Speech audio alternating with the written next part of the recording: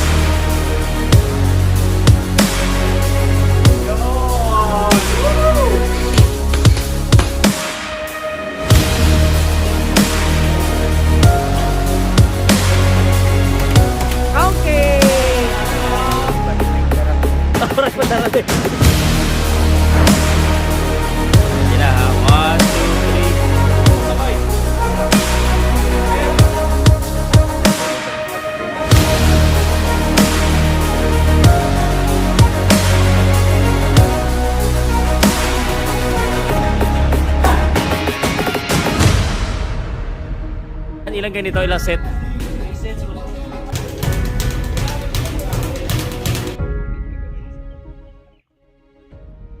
Powcast Sports. If you're new here, don't forget to subscribe and hit the notification bell. Hello! Ay, yung background ko, Miami Heat pa, no? Good evening po sa inyo lahat. Magandang gabi sa inyong lahat na mga kaibigan ko. May error sa video title nung last upload mo. Anong error? Anong error doon, sir? Anong meron doon sa last video ko? Hiniaga. Magandang gabi ha. Ngayon, tao lang naman kasi. Nagkakamali din. Kumusta po? Kumusta ang Pilipinas? Nako ha, mainit ha. May in-upload akong dalawang video bago din live na to. Kasi gusto ko na siyang i-upload kasi ayaw ko na siya pa bukas pa. At meron nagme-message sa akin. Meron ba kayong makakilala sa Batangas na gustong mag-boxing? Meron po ba kayo? Problema mo ano ngayon? Kung si Naoya Inoue ang pinili ni at hindi si Naoya. Okay. Ayusin ko. Naguluhan ba kayo? Ano ba dapat ilagay ko dyan, Hiniaga? Pa-share po. Share naman dyan. Gabi-gabi na naman tayo mag-uusap tungkol sa boxing at iba't iba pang sports. Pero ngayong gabi, boxing po ang Donaire, hindi Inoue. Ano ba yan? Ano yan? Problema mo, ano ngayon kung si Naoya Inoue ang pinili ni Pacquiao at hindi Oo nga, no? Tao lang tayo, nagkakamali at galing, pero nagets naman ng mga tao, no? Thank you so much, ha? Shoutout po, Dan Riz, ha? Shoutout sa'yo. Kumusta ka dyan? Sana ikaw ay nasa mabuting kalagayan at hindi si Donaire. Tama. Naguluhan tuloy dito si Donaire. Ano ba? Walang choice. Naoya lang. Tao lang din kami nagkakamali. Gandang gabi. Shoutout muna tayo. Yung mga kaibigan natin. Ang init talaga dito sa lugar ko. Ay, kailan kaya darating ang panahon na naka-aircon na ako sa aking studio? Kailan kaya? Darating pa ba yun, guys? Sa tingin nyo ba, darating pa yun? Hiniaga at saka si Top Dog, salamat ha. Salamat. Shoutout mo ko. Top Dog, kumusta ka dyan, Top Dog? Oy, speaking of Top Dog, you just remind me, bago tayo magsimula, habang naghihintay tayo ng mga kaibigan natin, mag-share muna. Top Dog, kailan ba palabas yung Top Gun? Parang for the first time in a while, na-excite ako na manood ng movie na hindi superhero movie. Kasi usually, pag sa sinian, lagi-lagi ko lang lagi-lagi lang ang tawag dito, lagi-lagi lang superhero movies yung sinasabi ko na gusto kong panoodin. Pero this time around, teka, hindi superhero movie to, parang traditional na action movies. Yung mga ganitong klaseng movie parang hindi na masyado uso no? Buti na lang, pogi pa rin si Tom Cruise. Kaya by Top Gun may Mission Impossible pa. Kaya pwede na, di ba? Nahalata tuloy yung edad ko dahil yung edad ko, yung Top Gun bata pa naman ako nung Top Gun. Kailan mga ba yung Top Gun na yan? Anyway, tuloy-tuloy natin ang shoutout natin. Pag-usapan na natin ito At ito po ay reaction, opinion. At mamaya-maya papapasukin ko kayo sa akin live. I try to make this an hour show para hindi masyado pahabaan kasi maraming hindi nakakaabot sa dulo Ayun na, let's go. Naoya, alam na sino manok ni Sir Pao. Nako di Top Dog, salamat. Idol Lives, Sis and Brothers, BBB, Valenzuela City Chapter, Solid Acro International, si Raven Mercado. Salamat sa iyo, boss. Ano balita kay Jade Bornea? Nag-rematch siyang kahasa si Martinez. Sino kalaban ni Jade Bornea, Sir Pao? Wala pa pong update sa posibleng mga kalaban ni Jade Bornea. Kaya tayo po ay mag-relax at abangan natin, Ayan na, shout out Levi, Top Gun release date May 27, 2022 sa USA. And shout out Castro, John Florence. Okay. Simulan na natin ang pagbablabber. Simulan na natin ang usapan na ito. Alam mo, kaninang umaga, kung hindi mo pa alam, ay ito na, nilabas na yung balita na ito pong si Canelo Alvarez ay pinili. Dapat lang, no? Pinili na makalaban si Gennady Golovkin. Napakasimple naman ang sagot niya doon kasi naman may kontrata na. Which is, it does make sense. Kasi kung may kontrata na, aalis ka pa ba dyan? At syempre, yung Dimitri Bivol naman talaga, para lang po sa akin, talagang parang delikado naman talaga si Canelo Alvarez doon sa rematch.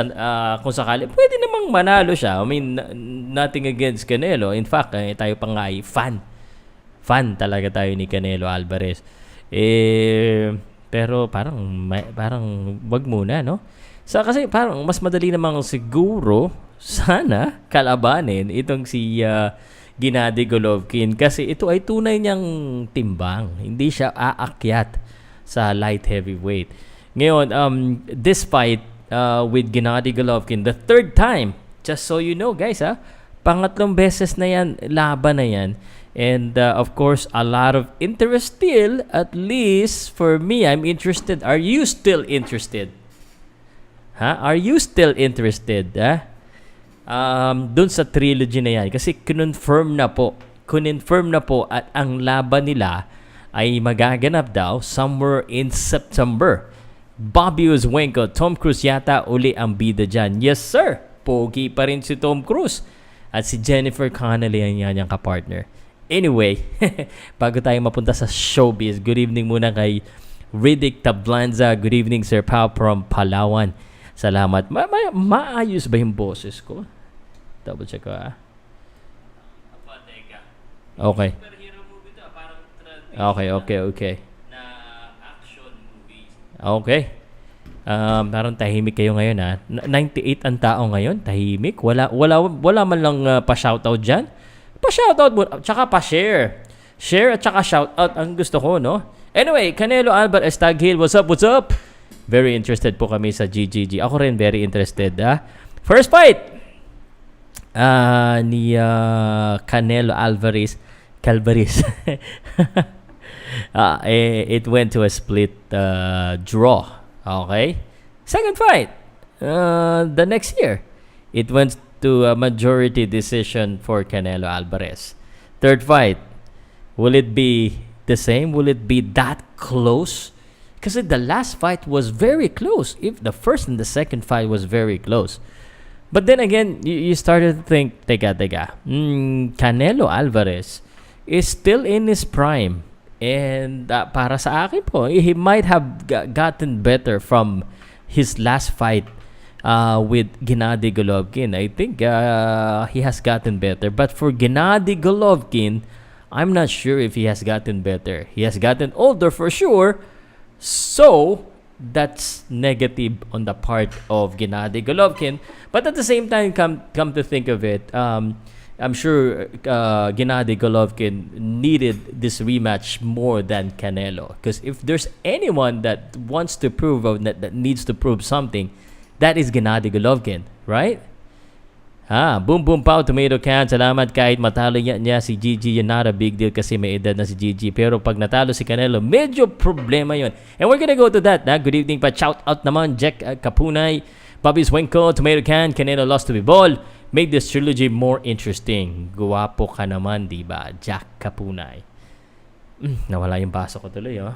I have to drink here on my aqua flask.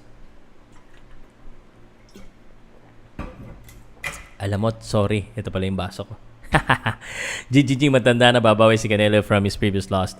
Yeah. I think naman, hindi naman, gusto naman ni Canelo yung B-ball fight, but it's just that this is already in the contract. At ang galing talaga ng mga promoter, no? When they wanted to, there's a script, no? There's a storyline that they want to get out there. And yung story na yung Canelo lost to B-ball made the trilogy more interesting. Parang yan ang sinabi ni Eddie Hearn, no? Yan yung sinabi ni Eddie Hearn. Para mabenta pa rin niya yung laban. Totoo yan. Pero does it really made it interesting? I'm not sure. Because ang pinapalabas nila, that's why it's interesting, is parang sinasabi nila na mahina na itong si Gennady Golovkin talaga. At dahil natalo si Canelo Alvarez, bumaba na ang level ni Canelo Alvarez. Kaya posible niyang matalo itong si Canelo ni Golovkin. Parang hindi naman maganda masyado, no? Pero nonetheless, it made you wonder, oo nga, no? Pwede siguro na kumbaga manalo. Pero sa akin naman pwede naman talaga manalo kahit manalo pa si Canelo Alvarez kay Bivol. Para sa akin lang po. But syempre, yung pagkapatalo ni Canelo Alvarez kay Bivol, parang kahit papaano naging human or nawala yung invisibility cloak nito ni Canelo Alvarez that he is the best. Pwede palang matalo. Pero tatandaan nyo, Bivol, ang laki-laki niyan, Inyaga Animation, libig ba yung animation na may 542 friends sa Facebook? Canelo beats GGG, malakas sa laban pero 60% Canelo, 40% DGG. Salamat po, At ayan na naman ang mga usapang mga ilayo nyo na po ako dyan. Good morning, Pause. Ilayo nyo na po ako dyan sa mga usapan na mga hindi ako interesado, Lenny, bugbog si Canelo, Sir Pao. So let's go to the opinion or the ating kumbaga pag-uusapan. Ang tanong. Ito ang tanong, Teka lang, hanggang 168 ng pinakatimbang ni Canelo, parang ay Pacquiao hanggang 147 lang, Sir Pao. Ang tanong, okay, wag naman natin tanggalan ng pagkakataon itong si Gennady Golovkin. Kasi lahat naman may pag-asa. Lahat naman pwedeng manalo naman talaga. Pero syempre may lamado, may diado. Ang tanong, kung sakali po na maisahan ni Gennady Golovkin itong si Canelo Alvarez, ay tapos na ba ang maliligayang araw ni Canelo Alvarez? Does it mean na si Canelo Alvarez ay over the hill na. Ibig sabihin, nakarating na siya sa tuktok at siya ay pababa na. Ano po sa tingin ninyo? I-comment po diyan at aking babasahin. Magandang gabi po, ha? Alam ko yung topic na ito, yung mga makikinig, most of them are boxing fans. But nonetheless, isa na tomato kan, importante, nandiyan na yan, ano? Si Jack, yo, share, salamat ha? Salamat po. Pakisagot lang po. Mababasa ko niya kasi hindi naman ganun kadami nagko-comment ngayon. So, paki-comment lang po. Sa tingin niyo po ba, pag nanalo si Gennady Golovkin kay Canelo ay mawawala na ang charisma? Mawawala, warang over the hill na, tapos na ang maliligayang araw ni Canelo, pababa na siya? Sa tingin niyo lang, ha? Yun ang tanong, ha? Alam ko na kasi kung sino lamado. Lamado pa rin si Canelo Alvarez dito. You know? Pero, yun ang tanong ko sa inyo. Kung sakaling matalo si Canelo Alvarez, ano sa tingin nyo? Anong weight? 168. Pag talo si Canelo, di pa tapos ang kanya, pero baksak stocks niya. Swerte si Golovkin kung matalo niya si Canelo. Undisputed talaga. Kung 160, 168. If 168 Canelo, malabo matalo si Canelo. But if you lost to GG, hindi mahirap gumawa ng excuse. Miskable talaga, oh. Alam ko naman, guys, kaya nga hindi ko na kayo tinatanong. Miski ako, tingin ko mananalo si Canelo. Pero pag natalo nga si Canelo, parang ano na, no? Magkasunod na talo. Ang sakit nun sa kanyang karera. Biruin mo, for the longest time, binubugbog niya yung mga malalaki sa kanya. Tapos si Floyd Mayweather lang nakatalo sa kanya. Sabay dalawang magkasunod, isang bivol na hindi ini-expect na matalo siya. Natalo siya. Tapos Gennady Golovkin, 40 years old, matatalo siya. Hindi pa tapos ang career ni Canelo kapag natalo siya. Kasi tabla pa lang sila noon, sir. Pau, si Canelo at GGG hanggang bata pa sila, lalaban pa rin sila parang si Manny Pacquiao. 40 years old na po itong si GGG. Si Golovkin, 40 years old na.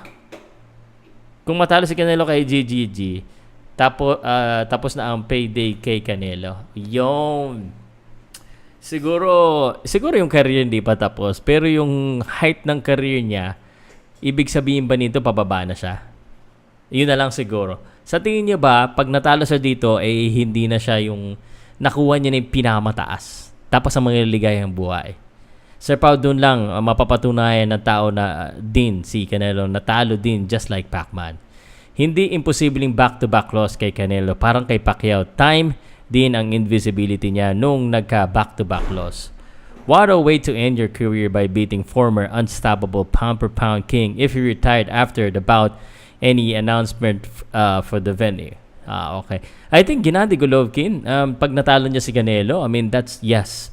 Para sa akin, that will be a very, very big achievement. Pero para kay Canelo, parang kung sakaling siya ay hindi pala rin dito, sa aking pananaw lamang po ito, ha. Siguro, depende po sa kanyang pagkatalo. Pero I don't think naman madodomina or mapababaksak si Canelo. Grabe naman yun. Si Bibol nga, tinanggap niya yung mga suntok, But pag natalo si Canelo dito, against a 40-year-old, medyo bababa na talaga ang kanyang career. Maniwala kayo. Kasi Canelo Alvarez, masyadong mataas ang tingin natin, masyadong mataas ang tingin ng mga Meksikano dito. Because, syempre, magaling talaga naman. Pero, pag sunod-sunod matalo at ang makatalo sa kanya ay 40 years old, mapapaisip ng tao, sasabihin na, nako, ayun na yata ang pinakamataas na pwedeng marating ni Canelo. Mapapaisip lang naman. Nakapila pa yung bibol. Canelo 75%, Golovkin 25%, matanda na si Gigi, tapos aakit pa siya ng 168. Canelo sa prime niya, nako po. 32 na rin si Canelo, Sir Pao. Yes, sir. I mean, it's still okay. Yung na yung peak ni career niya na, undisputed sa 168 kasi 32 na siya. Lahat ng tomato cans sa UK, tinalo na niya at natira na yung talagang malalakas. Binabinis Charles Spence. I think Triple G will retire after this fight. Mas delikado kasi siya kay Bibol, kaya nag-GGG siya. Naisa ni Eddie Hearn si Canelo. GGG won his last bag win or lose. GGG got the money. Yes, the most dangerous fight for Canelo. Very motivated si Triple G. You can say that. Alam mo kasi itong si Gennady Golovkin, real talk. Did you watch the Murata fight of Gennady Golovkin? Did you watch that? Sino dito yung nakapanood? Yung laban ni Gennady Golovkin kay Ryota Murata. Parang parang hindi masyado impressive, no? Parang hindi masyado impressive, no? Parang nahirapan din siya, lalo na yung first few rounds. Parang wala siyang hangin, yung mobility niya wasn't there. Buti na lang, at nagkaroon siya ng second win, and he were able to at least figure out Ryota Murata dun sa bandang dulo. Pero kinabahan ako doon, parang tumanda si Gennady Golovkin. 'Di ba? Parang tumanda siya doon eh. I mean, if I remember it correctly, and correct me if I'm wrong, guys, no? Parang bumagal, tumanda.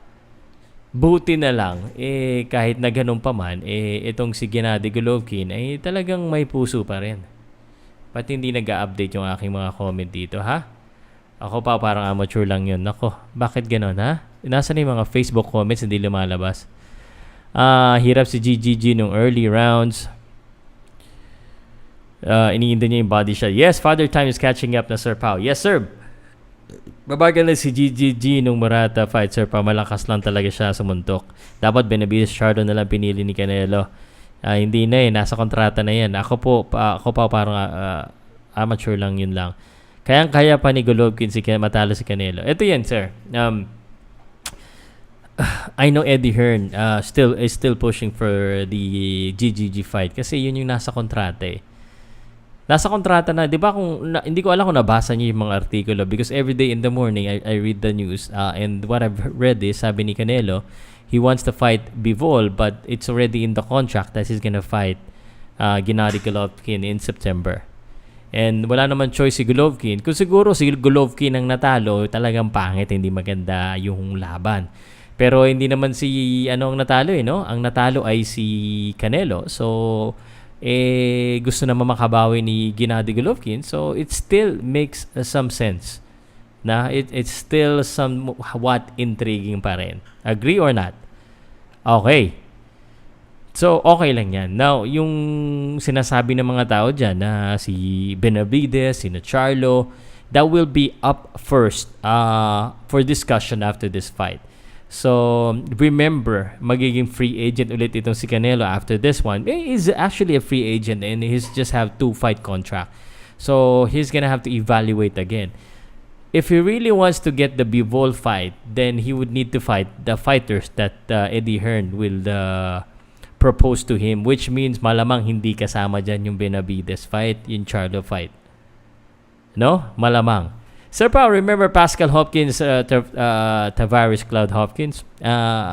Not quite, but of course I remember the fighters. Sobrang pag-cherry picker ni Canelo, yan tuloy nangyari, tsaka bagsak ang career kay Bivol. Hindi naman siguro cherry picking, pero I think they try to find yung fighter na medyo tingin nila kaya nila. Pero magaling din naman itong si Dimitri Bivol. What makes Golovkin great is his humbleness like Pacquiao, and kung matalo man din si Canelo, hindi rason na tapos na din ang career niya. Kasi nga may una nang na-prove niya na hindi rason mag-give up pag matalo. Si Pacman matalo man basta hindi umaatras, pag pinatunayan niya like Pacman, good job. Eddie here wants the GGG fight because that's the big money payday. Yan. Of course, nabasa ka ni Architect. Golovkin versus Canelo next. Winner face Charlo. Mahirap kasi Carl Justin Villaflor, Kainong. No, if you at least have an idea about the landscape, kung ano nangyayari sa business of boxing, if he choose to fight Charlo Benavides, he's not gonna get a fight with Bivol. Kasi Charlo Benavides, sa PBC na yan eh. Diba? Sa PBC yan eh. Hindi yan magkahiwalay yan, sigurado. He cannot get the best of both worlds. worlds. So, kumbaga, gusto niya makuha yung Gennady Golovkin at saka Bivol, talagang kay Eddie Hearn siya. Kung gusto niya ulit makakuha ng rematch kay Bivol, kay Eddie Hearn siya magsasign ulit ng kontrata. Sino naman yung i-offer ulit ni Eddie Hearn? So, we do not know that yet. Pero yung Al Haymon, alam natin na pinropose niya yung Benavides, Charlo at saka Crawford fight. So, yung mga fans, wag masyado umasa. Boxing is business. Canelo versus GGG. Pag natuloy GGG ako dyan, nadaya lang siya. Boy Bohol, pare! Tuloy na yan sa September. Nagkumpirma na po. Ito pong si Canelo Alvarez that instead of the Dimitri Bivol fight, he's gonna fight Gennady Golovkin for the third time. Pacman for me is GOAT. Parang mahina impact sa career ni Canelo pag nanalo siya kay GG. Dapat Benavides Charlo na lang para nanalo. Baliwala yung talo niya kay Bivol. Gerald Moreno. Now, siguro narinig mo na yung explanation ko kung bakit hindi pa mangyayari talaga yan. After this fight, there will be a new negotiation and proposals. And the only way that would happen, Gerald, is if he signed with Al Haymon. Boxing, parehas na may money. Si Marquez, 39 years old. Pacquiao, 32. 4. Yes, sir. Pwede talaga mangyari. Pero iba naman si Marquez. Pero syempre, malakas din naman si Gennady na hindi lang ako nakakakita ng knockout no? Pero hindi ko rin nakita yan kay Pacquiao So may punto ka naman. Bakit kasi hindi pinaglaban ng PBC dati si Caleb Plant at saka si David Benavides para sa unification ng WBC champ pa si Benavides at IBA pa si Plant? Yan ang masasakit sa ating mga fans. Hindi natin alam. Nag-iwan na si Bivol ng blueprint kung paano talunin si Canelo. Yes, yung combination punches, kaso hindi naman ganun ka combination punches si Golovkin no? Power punches, he likes to have his feet on the ground. But certainly that's a blueprint, and that could very well be one of the kumbaga strategies para talunin itong si Canelo Alvarez. So, ayan lang, sinabi ko na. Pero sa tingin ko naman, mabenta pa rin itong si Canelo. Kaso, syempre, parang pag natalo siya dito, it definitely over the hill na yan. No? Tingin ko he has gotten his best. Because, sa totoo lang, itong fight niya kay Golovkin, 40 years old Golovkin, I mean, he's still expected to win this one. And yung kay Bivol, sige, we could say na talagang mahirap talaga yon. Pero Golovkin, yun yung parang medyo height niya pero 40 years old, I mean, nakuha niya split decision, majority decision. Dapat ngayon unanimous decision na. Recently, Sir Pao, di ba, nag-go for din ng PBC kay Canelo for, yes sir, yung nga architect So, goodbye Bivol pag kinuha niya yung offer ng PBC ng Al Haymon na Charlo Spence Benavides, kasi that's a two different group So hindi malamang mangyayari yung ang tawag dito yung laban ni Canelo kay Bivol pag yan ang kinuha niya. If he loses to GG, then he's definitely out of the pound per pound. Pwede siguro, pero hindi rin. Malakas si Canelo sa just so you know Esna Domingo may laban po sa South Africa May 28, and this upcoming weekend May 29, Gervonta Davis versus Rolando Romero, and June 3 po yung laban ni Pasio versus Brooks sa One Championship, and June 5 Fulton versus Roman. June 5 din yung Cambosos versus Haney. And June 7 naman yung Donaire versus Inoue.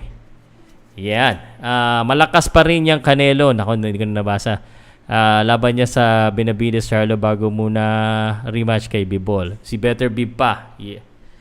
Yes, sir, pa. But Canelo is independent. He can ask one fight contract. Eddie Hearn always does the one-fight contract. Mikey Garcia, point being, is protecting his record.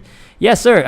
Jay, that's what he did with this fight. He has a 2-fight deal with Eddie Hearn, which is Bivol and then Golovkin. So after this one, he's gonna get yun, isa-isa. Pwedeng Bivol muna, pero I'm assuring you na this promoter is gonna ask for multi fights. Okay. Teka, hindi ko nabasa tong isa.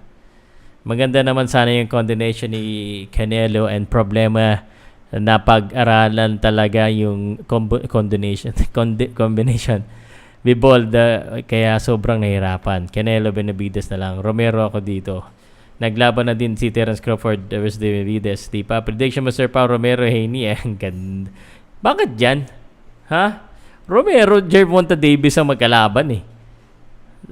Gervonta Davis. Maganda sana, Sir Pao. Intayin natin Canelo if ever maglaban Bivol at Peter Viv. Boss Pao, tapos na ang eleksyon. Kakampi ka pa rin ba?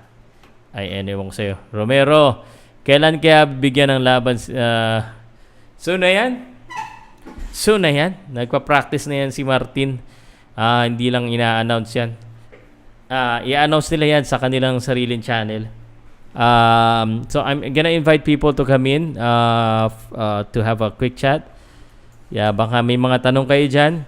I'm done with my my report to you guys, which is just my opinion on the pagsakaling maisahan itong si Canelo ni Golovkin, which is something that could really happen. Rayjan Jumao mas maganda. Okay. Yung may mga ano po pala dyan, yung may mga nakasulat sa YouTube na may mga gloves, sila po yung mga members po. Ibig sabihin nung may number 6 rounder na si Rayjan, 6 months na siya na nakikipag-boxing dito sa Powcast Sports. Thank you very much kay Rayjan Jumao Ayan. So if any one of you guys have comments, please do so. And pag-uusapan natin yan. Or may question. If wala, actually, ay marami kasi akong i-edit eh. So, sabi ko nga, I just wanted to make this short and simple. So, kung wala na kayong mga tanong, actually, papaalam na kagad ako. Para sa akin, di mananalo si GGG. Wala na sa Prime. Ayan. Kapatid ni Benavides yon. Ayan. Iba yon. Neutral M. Nice! Kumustas? Hola, kumustas guys? I want to be one of them. Huh? What? Want to be one of them, Sir Po. What do you mean, one of them? Canelo, GGG. Iyak yan si Canelo pag nakaganti si GGG.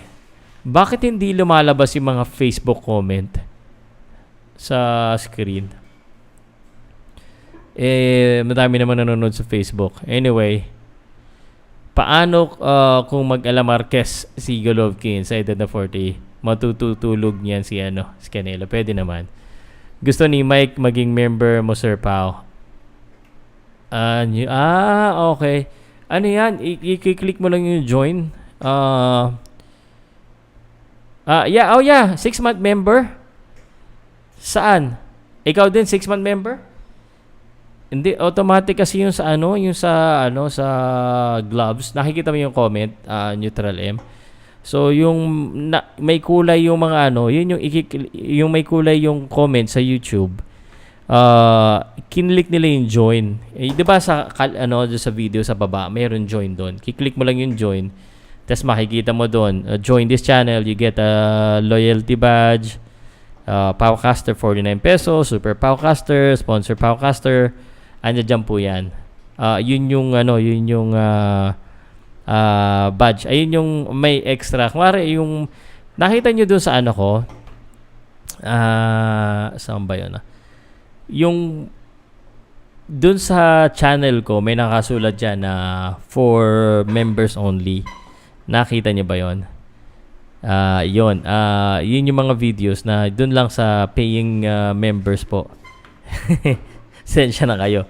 May ganun kasing setup eh. Si Facebook nagturo sa amin. 49 pesos, you can cancel anytime. Kung gusto niyo lang mag-suporta, wala naman sa pilitan dyan eh. Usually yung mga nandiyan dyan, tingnan nyo to ha, papakita ko sandali paano ko ba papakita to?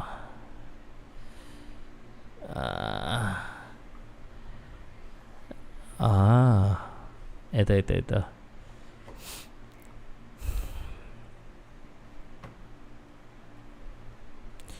So, ito yung channel ko, 'di ba?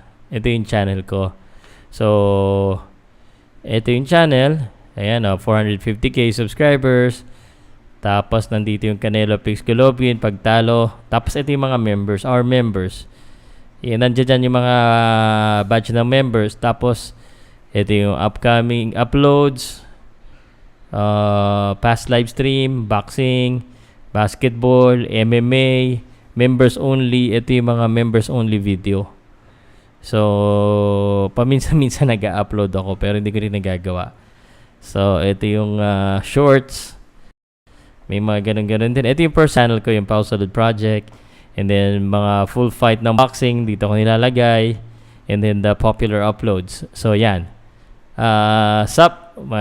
Wash out, Sir Pao, mas kukulay ang boxing scene if matalo si GGG. If matalo ni GGG si Canelo, 2 straight losses in his prime, uugong boxing this year. Alam mo naman, pag underdog ang nananalo, mas maingay talaga. Watch out, Sir Pao, mas kukulay.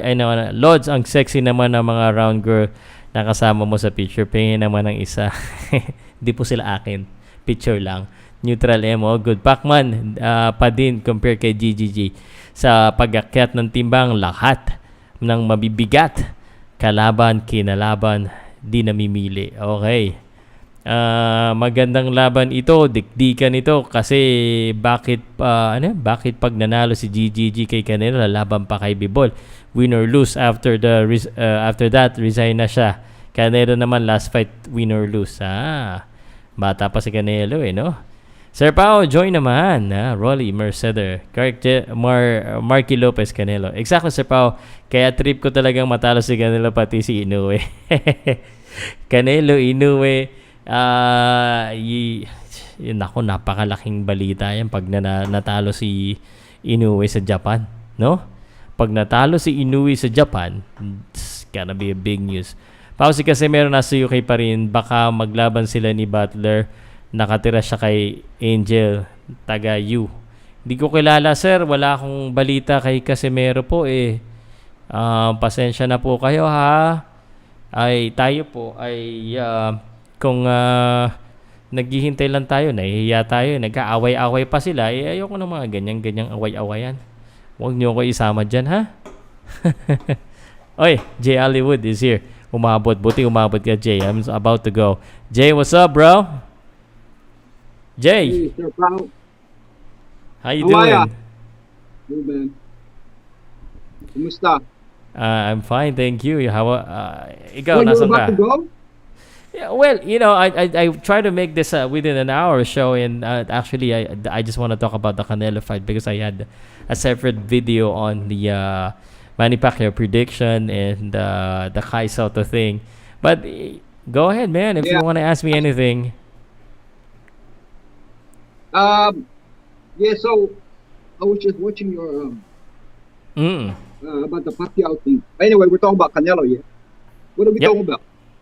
We're talking about Canelo. If Canelo loses this one, does it mean that his heyday is done? He is over the hill? Because this is gonna be a second, back-to-back defeat, if ever. And Gennady Golovkin is 40 years old. So my question is, if he loses, does it mean that he has gotten his best has been is done already? I don't think he'll be done si Canelo. I think maybe Golovkin, pero because you know me, I came to your show the first time, a few weeks ago about because I just don't get when they say he's the best Mexican fighter, I just don't get it. Kasi even this time now, he's speaking Golovkin. Did you think Golovkin looked good on his last fight with the Japanese? No, he did not. But he basically squeezed in a win. hirap siya doon, especially in the early rounds. Di ba? And the good thing, he stick to his guns and tinablan din yung Murata. That's why I don't get with people. It's like, you want to see me Golovkin? I know. Natalo niya how many times? So, if Golovkin wins this one, say he wins, I don't know. What, are we going to say the fourth fight? You know what I mean? And the thing is, it wasn't even. That's why I'm not saying I don't respect him, but you can't call him the best Mexican fighter because why are you avoiding all these young guys, man? You're the face of boxing. This just came to my head, man, Jay. If he loses here, guess what Eddie Hearn is gonna offer him?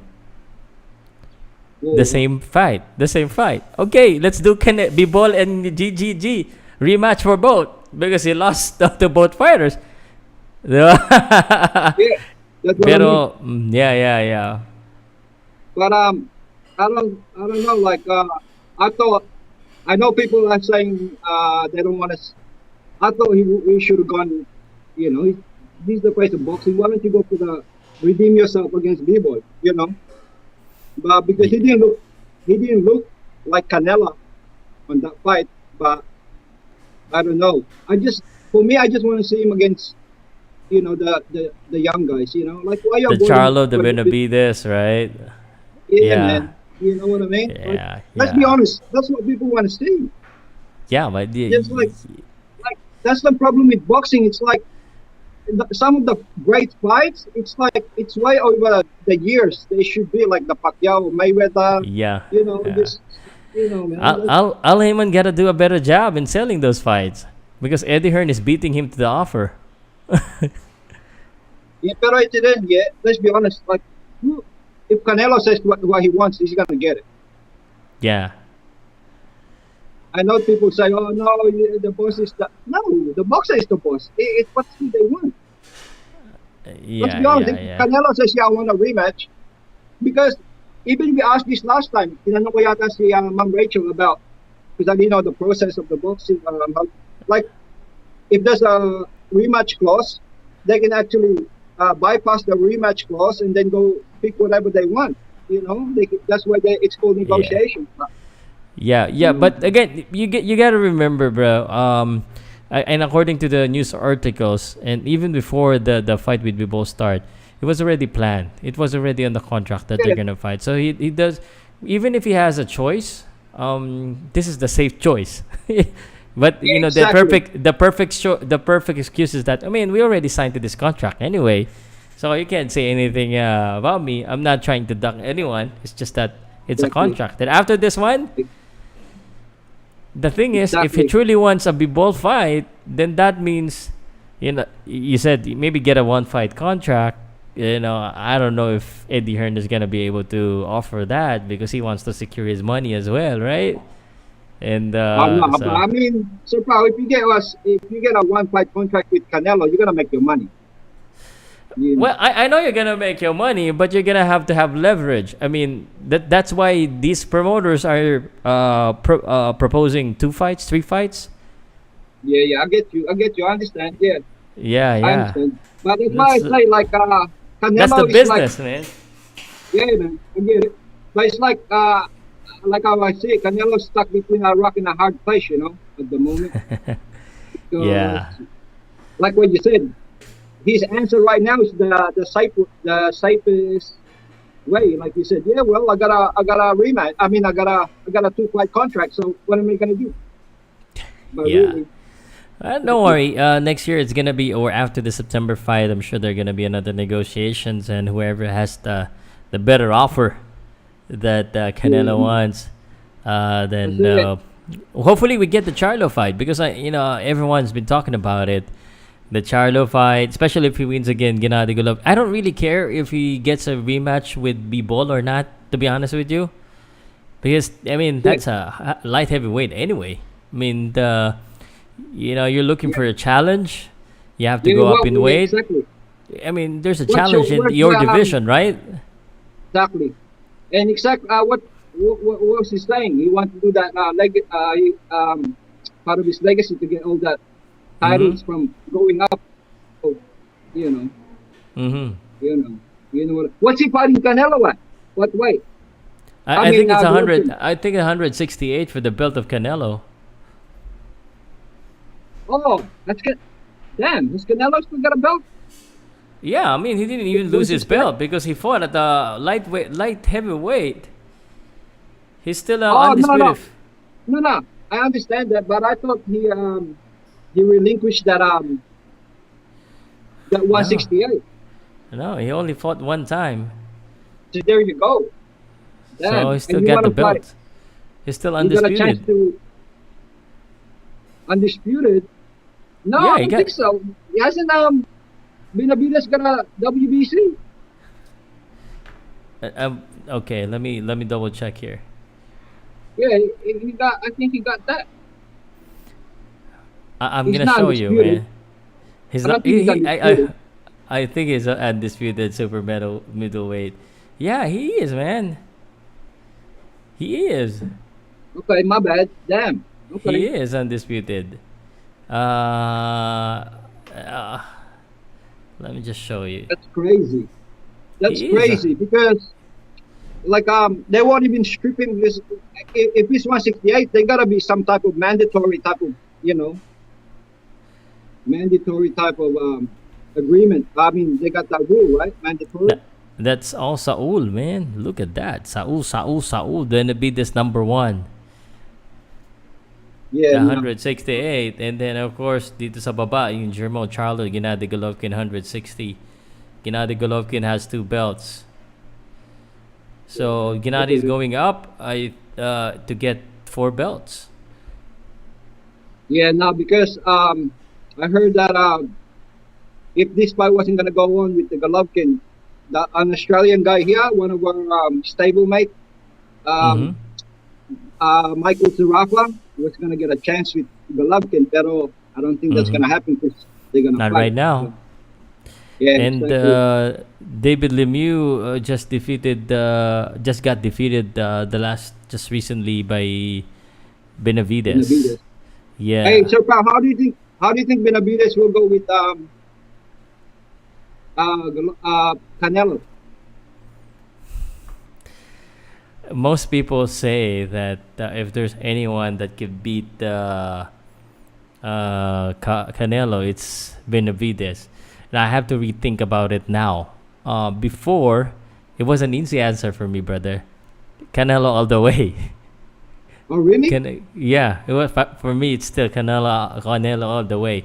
Especially though, even if he lost to Dimitri Bivol. Dimitri Bivol, big guy, powerful guy, and he was able to absorb all of those punches. Even though David Benavides is also big, I mean, he naturally is Yeah, yeah. still, at the super, middleweight division. So I feel that the power of Saul Alvarez will be felt by David Benavides. And David Benavides is a big guy, but I think he's the, how do you call this? He should move up. I mean, I think, drained and he's as flabby, unlike Canelo. For me, Yeah, no. I know you're sounding like a Canelo hater, man. But I'm not a hater, but I'm not a. Listen, I'll be honest with you. Hey, man, if you got go caught ahead, with man. a substance, I don't care what you say. You got caught with a Yeah. substance. I don't care Okay. if you say, "Oh, because I ate Dirty my beef. meat here. I ate meat that's got something on it." No, man, you got caught with a substance. You got caught with a substance. I don't care. That's Uh-huh. all. Sorry, man. I'm just, Okay. it is Well, what it is. I'm me. The reason why I'm going for Canelo, I mean, beyond all of this issue outside, I mean, if the sanctioning bodies and the people that are, policing this are saying, okay, it's good, then I'm good. Just based on the boxing, and true enough, one of the reasons why I like Canelo because of his strength. And maybe without the beef, I wouldn't be able to pick Canelo. but because of the beef, because of the strength, that's why I'm leaning towards Canelo. I don't know, man. Yeah, no. Canelo's but I just say, some of the stuff they claim that he is, I just don't agree. Like the greatest Yeah. Mexican. No, man. If you look at the history of the Mexican, there's some like, come on, man. That's disrespectful, you know. Like, come on. I'm just saying. Yeah, But yeah, time will you know, time will tell, brother. But I do agree with you in some ways. There are other Mexican fighters that deserve that name. yeah. So, but Canelo is popular. That's why, and is getting a lot of money. He's in the right time. So But I've just noticed at the moment, you know, like all the Eastern European, I don't think you want to go against. There's just so many of them popping out, like the Eastern European side of things, you know, like like Bibon or and then Golovkin before, and then Usyk, you know, like yeah, from that part of the world, you know, they're just a different. Their style is so fundamentally just sound, you know, like yeah. So I don't know. Okay. The thing is, of course, those European, they don't have much of exposure than the Mexicans and the Americans in the U.S. because, to be honest with you as well, I mean, you from Australia and the Philippines, most of the boxing that we're watching are either from our local boxing in the U.S. because No, I agree with that. because the Like a- like a- big fights are in the U.S. Even Yeah. Eddie Hearn from the Europe is Yeah, promoting in the U.S. that's why it's good that Eddie Hearn came out, you know, like because before Eddie Hearn there was only like maybe tatlo lang, di ba? Like Bob Bob Arum, Al, Oscar De La and Hoya, then Al Heyman. so it's good that Eddie Hearn come out, and then because like you said, I think Eddie Hearn brings out like a lot of European fighters in his stable, so Yeah, it's bringing them. good idea. Hopefully, what I do really want to happen, and I'm actually glad that boxing outside of the U.S. is also gaining momentum. Yeah. Like the Dubai, the UK, although it's really hard to watch them live because you have to wake up early in the morning or not sleep at all. But I see big fights happening everywhere, and it gives opportunity Yeah, for the been a other great boxers. been a I great just year, hope the right? Just this big month. names, even with the pandemic, we have a lot of different fights. So, Awesome. I'm sure there'll be a lot more good fights. I mean, look at Japan is hosting Nonito Donaire and Naoya Yeah. Inoue. It's a big fight. So, I yeah, I'm just with before too, like what you're saying. A lot of people getting, it's just a tendency of Filipinos. It's just like it's sometimes it's sad, like the Pacquiao pick Nonito, but like what you said, he's picking like an educational uh educated opinion prediction. exactly, man. Yeah, Like yeah, and come on, man, like you gotta see it. Like he's in his prime, like, and also he wouldn't have picked his home country to lose, you know. Anyway, yeah, yeah. just me. I'm picking the Japanese guy too at the same time, Yeah, If good I'm for you. if we're gonna Uh, bet. Yeah, good for you. And I mean, I wouldn't really blame the Filipinos, but we just have to relax a little bit because the honest fact is, Jay, when you're here in the Philippines, and I've done this. Yeah, I don't know if you watch my Naoya Inoue Donaire prediction interview from the boxers in Always, Cebu. always. No one picked Naoya Inoue. I'm quite surprised. Oh, Because they're picking from the because heart. they're Filipino. Yes. And these are Fair enough. boxers. These are boxers that knows boxing, Yeah, right? yeah, yeah. Yeah. No, So exactly. No, as a Filipino, I'm gonna pick Donito too as well. Of course I am. yes. But if I'm gonna put $1,000 in, let's be honest, I'm gonna put it on the Japanese. If I'm gonna put $1,000 in, Yeah. you know what I mean? Okay. But I'm really hoping Nonito is gonna win this one by a TKO. I think he has a big chance based on the conversation that I had with them. It's just that I've asked them about the body shots. Just get away from the body shot and try to hit Naoya Inoue early. either the eye or the face, just like what he did the first time. I think for me, and I saw your face already grimacing. Oh, but I think just if Nonito Donaire can get away from the body shot, he has a chance to TKO too. Yeah. No, he still got a pop, I agree with that. But then you gotta get that. Yeah, he has to catch that eye too at the same time. Yes. Yeah, I don't know. Then you gotta man. remember he's wearing his gloves now. The last gloves that he wore was the pillow gloves, according to most people, which is the winning gloves. Winning gloves was the one that used. That this is soft gloves. So imagine if he's wearing his old gloves, so which is the Everlast gloves. So the effect of that punch would be a little bit different. Yeah. No, of course. Oh, well, he wasn't using his gloves the last time, huh? It wasn't allowed because it was, according to them, was damaged. It's broken. Oh, okay. So this time around, they brought 4 gloves, just to make sure that once the Japanese commission checked it out, that they have a lot of reserved. So. Yeah. Oh, did you have any chance going to Japan or? No, it's impossible now because I need a week to go to do the visa, and I haven't received anything. I think it's gonna be hard. So never mind. We'll have a time. Yeah, no. Yeah. No, but like I said, I hope people don't take it the wrong way. I hope Nonito wins too. But then if I'm gonna put money in, I know where my money's gonna be. Yeah, I understand. So. No problem, brother. I like it that way when someone speaks of frank, realistic, and that is realistic. What you're saying is realistic. It's really.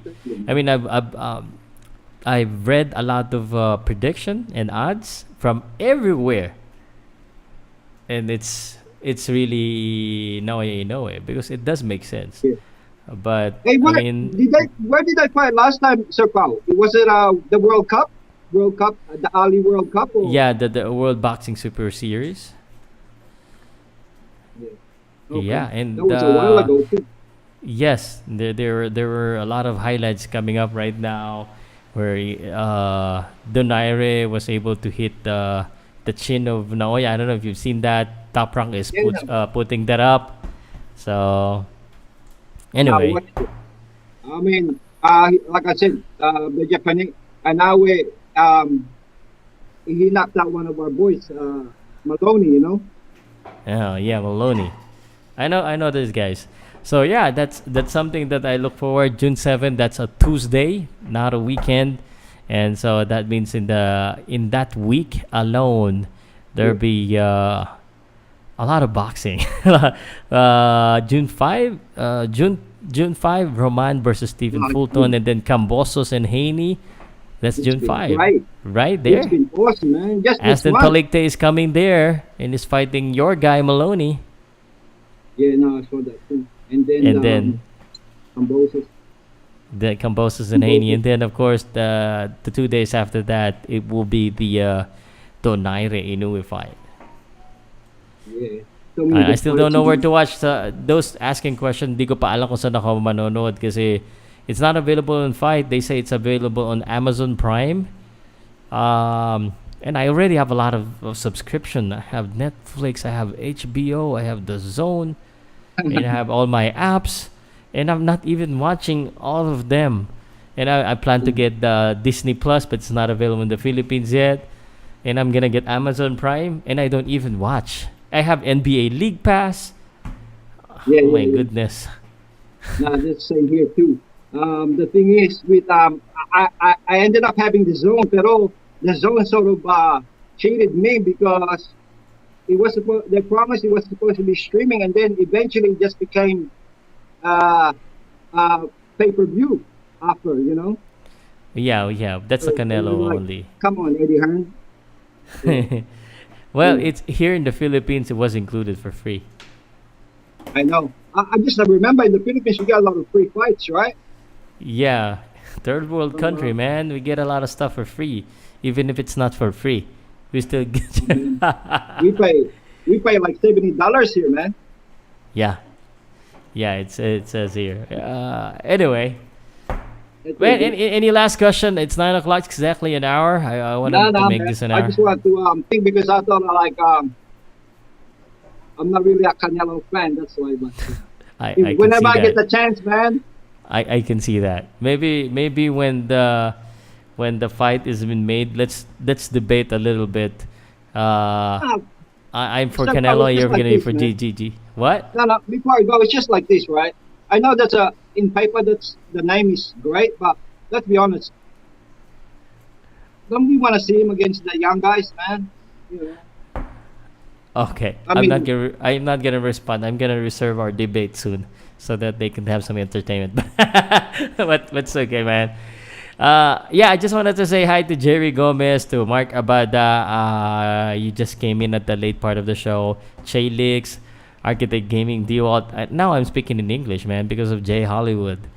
I have to switch. Okay, so I have to say goodbye. I do have a man, lot of why editing to do.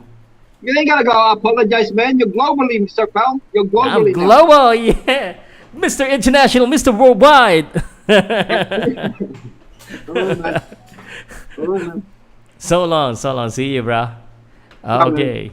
Salamat. Okay. Salamat. Salamat din sa mga nandiyan dyan. Medyo iniinitan kasi ako eh.